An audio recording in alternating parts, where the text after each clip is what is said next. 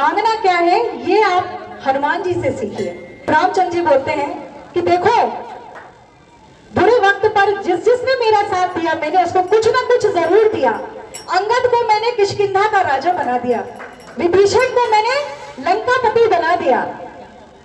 आज मैं चाहता हूं, क्योंकि तुमने मेरा सबसे ज्यादा साथ दिया है और मैंने तुम्हें आज तक कुछ नहीं दिया, तो मैं चाहता हूं आज तुम कुछ मांग लो। तो माँ सीता जो थी बैठी थी, बोलती हाँ हाँ हनुमान मांग लो जल्दी से मांग लो। सारी दुनिया भगवान से मांग मांग के लेती है और भगवान आज तुम्हें मना के दे रहे हैं, बोले मांग लो कुछ। तो हनुमान फिर हाथ जोड़कर बोलते हैं कि माँ मुझे कुछ नहीं चाहिए, बस आप लोगों के आशीर्वाद के अलावा मुझे और कुछ नहीं चाहिए। तो भगवान कहते हैं कि देखो हनुमान, मैं जानता हूं कि तुम विरक्त हो, तुम्हें दुनिया की माया से, सांसारिक माया से कोई लेना देना नहीं है, हरि भजन के अलावा तुम कुछ नहीं चाहते हो, लेकिन फिर भी आज मेरा मन है कि तुम आज कुछ ले लो। तुमने जो मुझ पर उपकार किया, वैसे मैं 10 जन्मों तक वो उपकार नहीं चुका सकता, मैं ये नहीं कह रहा हूं कि तुम्हारा ऋण चुकता हो जाएगा, लेकिन मेरा मन जो है वो कुछ हल्का हो जाएगा, तो तुम कुछ मांग लो। तो हनुमान जी कहते हैं अच्छा तो मैं कुछ मांग लेता हूं। तो भगवान राम बोलते हैं हाँ हाँ बोलो हनुमान, तुम्हें क्या चाहिए, क्या चाहिए, लगाओ अपनी अर्जी।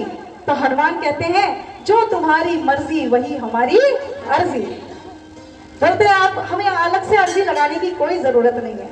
तो भगवान कहते हैं भैया तुमने तो हमें टेंशन में डाल दिया हनुमान। देखिए ध्यान रखिएगा कि भगवान से कभी मुंह खोलकर कुछ मत मांगिए, घाटे में रहेंगे। आज आप कुछ ना कुछ जरूर मांगने आए, लेकिन मुंह खोल के मत मांगना, क्योंकि हो सकता है भगवान लाख रुपए दे रहे हो और आप केवल 100 रुपए मांग कर ही चले जाए, तो हो गया ना घाटा। आपकी डिमांड कभी प्रभु की इच्छा से अधिक नहीं हो सकती। ध्यान रखिए, आप जो भी मांगोगे वो भगवान की इच्छा से हमेशा कम होगा, क्योंकि भगवान जब भी देता है कैसे देता है, न गिन के देता है न तौल के देता है, जब भी देता है दिल खोल के देता है, छप्पर फाड़ के देता है। तो आप अगर मांगोगे तो घाटे में ही रहोगे, भगवान से मुंह खोलकर कभी न मांगना। तो भगवान राम बोलते हैं कि हनुमान तुमने तो हमें टेंशन में डाल दिया। देखो आप मांगोगे तो आपके दिमाग में रहेगा क्या मांगू, टेंशन रहेगी, और आप अगर भगवान पे छोड़ दोगे तो आपकी टेंशन खत्म, भगवान की टेंशन शुरू। भगवान कहेंगे क्या दूं। तो राम भगवान ऐसे ही बोले कि अब मैं क्या दूं तुम्हें, तुम्हारे कृत्यों के आगे दुनिया की हर संपदा छोटी है, मैं तुम्हें क्या दूं। बोले मैंने सबको एक एक पद दिया, लेकिन तुम्हें क्या दूं, तुम्हें नारायण का पद दे दूं, तुम्हें इंद्र का पद दे दूं, या तुम्हें चक्रवर्ती का पद दे दूं। हनुमान कहते हैं प्रभु मुझे ये पद वद के चक्कर में मत डालो। बोले जहां पद होता है वहां मद जरूर होता है। मद किसे कहते हैं, अहंकार को।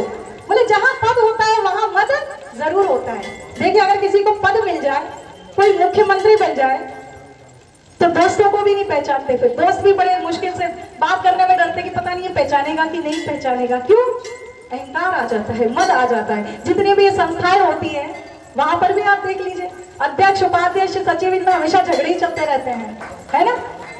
अगर कभी भी आपको समाज सेवा करनी है तो निर्पद होकर करनी चाहिए, पद लेके नहीं, क्योंकि तब समाज की चिंता नहीं होती। अगर पद ले लिया तो अपनी टेंशन रहती है कि अरे मुझे मंच पर बुलाया कि नहीं बुलाया, क्यों नहीं बुलाया, मेरा सम्मान क्यों नहीं किया, मेरा नाम कार्ड में क्यों नहीं छापा, वगैरह वगैरह। तो हनुमान जी बोले कि देखो प्रभु ये पद वद के चक्कर में मत डालो, वैसे भी जो पद वाले होते हैं वो भूत बन जाते हैं। और वो हनुमान रामचंद्र जी को समझ में नहीं आया कि पद वाले भूत कैसे बन जाते हैं। आपको समझ में आया कि भूत कैसे बन जाते हैं? नहीं आया? नहीं तो यकीन नहीं हो तो आप एक काम करो, दिल्ली में जाके देख लो, भूत ही भूत बैठा है दिल्ली में। भूतपूर्व प्रधानमंत्री, भूतपूर्व राष्ट्रपति, भूतपूर्व सांसद, भूतपूर्व मुख्यमंत्री, भूतपूर्व राज्यपाल, जितने पद वाले हैं सब भूत बन जाते हैं। और कभी आपने सुना भूतपूर्व, आप तो मंदिर में आए, यहाँ पे भी आपको भूतपूर्व अध्यक्ष, भूतपूर्व उपाध्यक्ष, भूतपूर्व सचिव सब मिला, कभी सुना भूतपूर्व रामचंद्र जी, भूतपूर्व कृष्ण जी, कभी सुना भूतपूर्व स्वामी विवेकानंद? कभी नहीं, क्योंकि शख्सियत जो है वो पहले भी वर्तमान थी, आज भी वर्तमान है और आगे भी वर्तमान ही रहेगी। पद जो होते हैं वो भूत बन जाते हैं। तो बोले कि भाई हमें भूत नहीं बनना, हनुमान जी बोले कि हमें भूत नहीं बनना।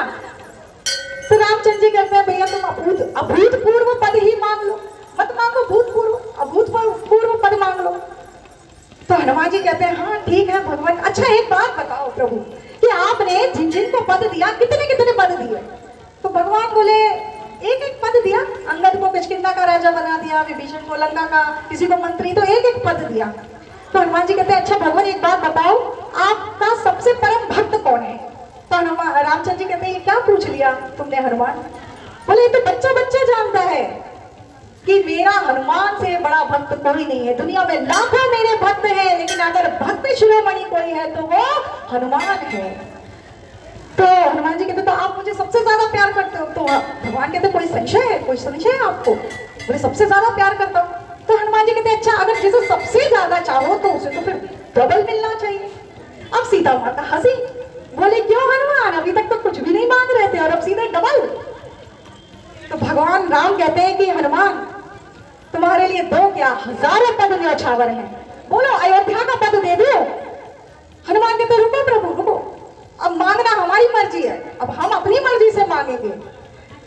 रामचंद्र जी कहते हैं तुम्हें ब्रह्म लोक दे दूं, तुम्हें ब्रह्मांड दे दूं, आकाश दे दूं, पाताल दे दूं, क्या दे दूं? हनुमान जी उठे और भगवान के चरण पकड़ लिए, बोलते हैं भगवान मुझे बस अपने ये दो पद दे दो।